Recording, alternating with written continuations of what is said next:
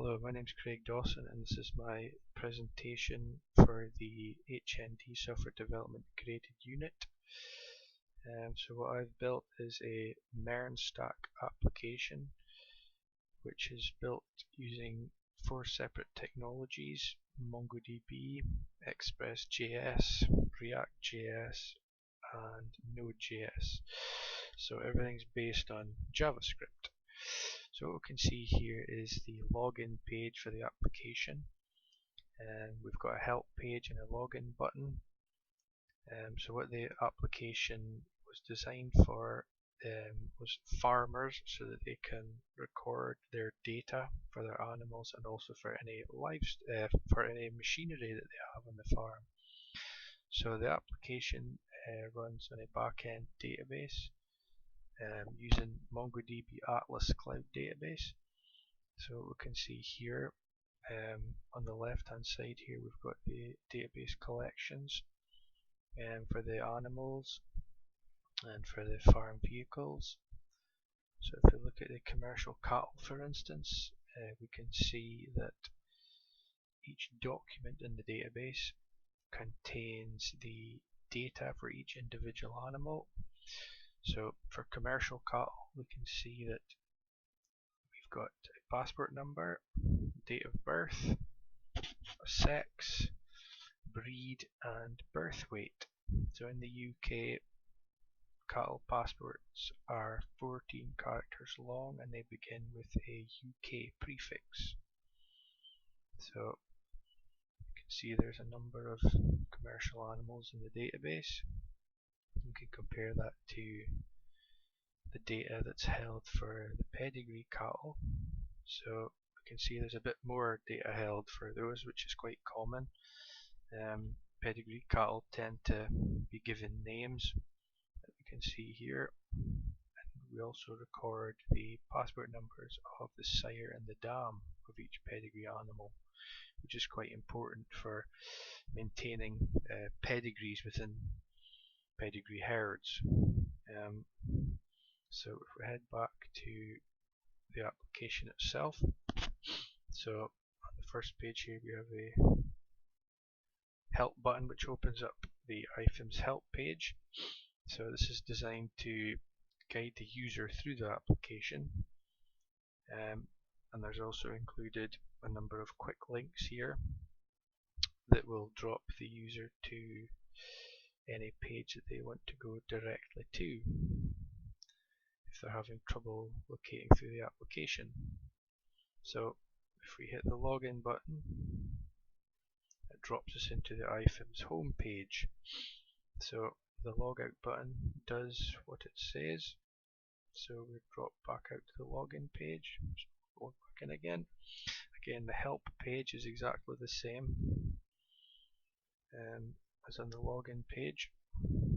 So from here we can select if we'd like to see some livestock data or some machinery data. So first of all, we'll try livestock. So here we can see that we've got 4 categories of livestock: commercial sheep, pedigree sheep, commercial cattle and pedigree cattle. So again, the logout buttons and the help buttons do exactly the same as they did in the previous page. So if we select commercial sheep, for instance, this drops us into a page where we can add commercial sheep records to the database. Again, we've got logout and help button, also a home button which drops us back to the home page. So if we go back into commercial sheep here, so if we want to add a commercial sheep record, we can so through this page, but first I'll just demonstrate what this button here does. So if we click on this, we're dropped into a page where all of the commercial animals are displayed on this page. Full list, a few attributes. So these are just default images in each card. But if we click on the passport number of an individual animal, we're dropped into a page here where we can see all the data that's held in the database for that particular animal. So we can see this animal here has got a full complement of data: passport number, date of birth, sex and breed. So from here we can delete this record if we wanted to, but currently that function is under construction and doesn't currently work. And the same thing can also be said of the edit commercial sheet button. So what I propose will happen is you can update the record for that animal through this page, but as previously mentioned, this is currently under construction also.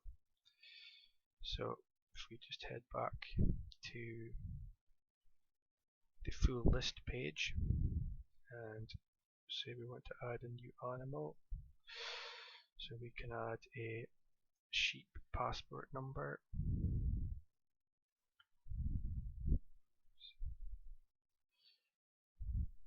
Okay, so that's 1, 2, 3, 4, 5, 6, 7, 8,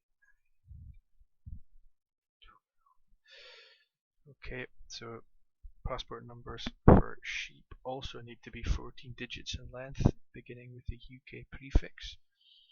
So if we stick in a date of birth in the correct format here, -02, we'll say this animal's a male, and we could say the breed, let's call this one a Smaledale. If we hit the submit button, okay, we get an alert telling us that a new commercial sheep record has been added to the database. So if we head back to the database, to the commercial sheep collection,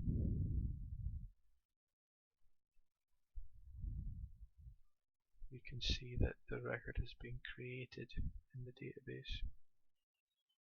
Okay, so you know that works well.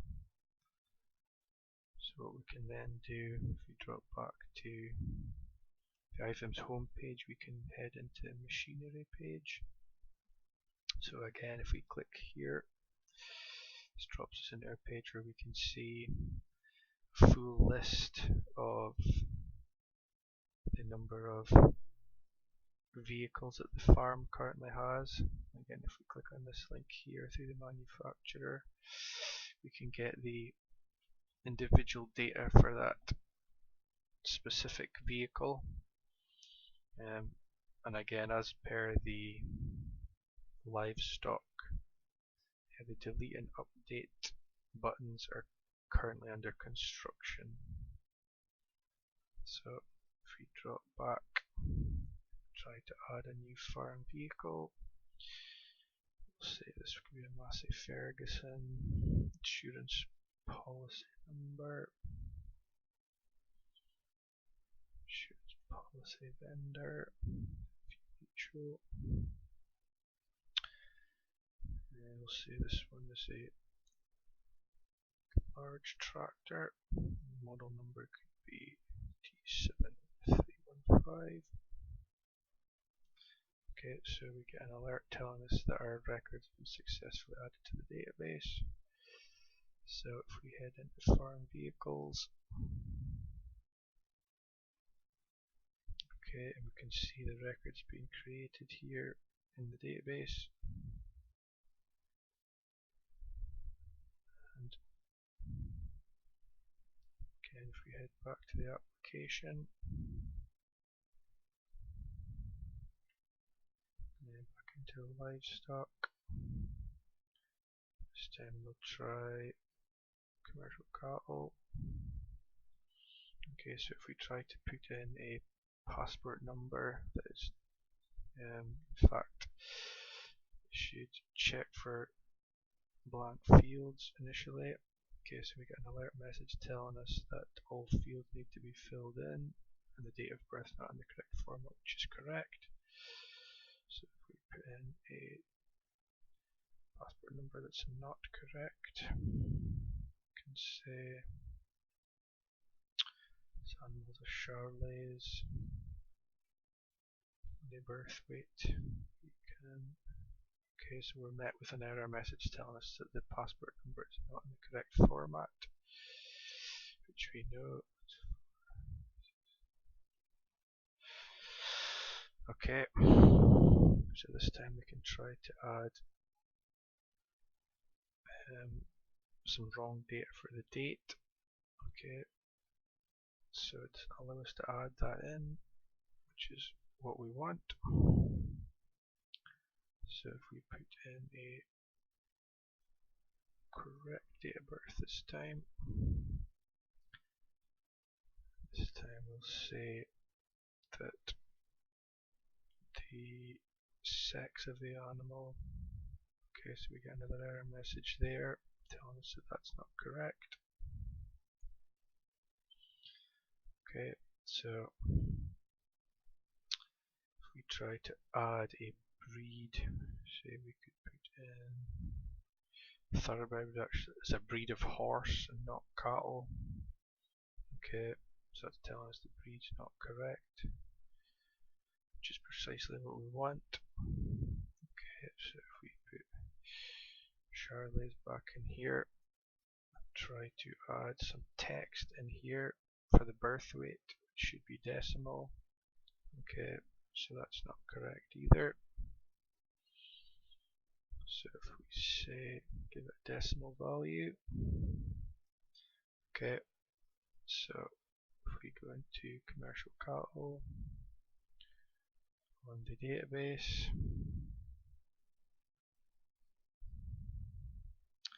you can see that that record's been created correctly, which is what we want. So again, if we drop back to the home page, and we can just double check that our quick links work. Okay, so we know that's correct. Commercial cattle, pedigree cattle, commercial sheep, pedigree sheep, and farm vehicles, quick links. So that all appears to be working, and that pretty much concludes today's presentation of the Intelligent Farming Information Management System.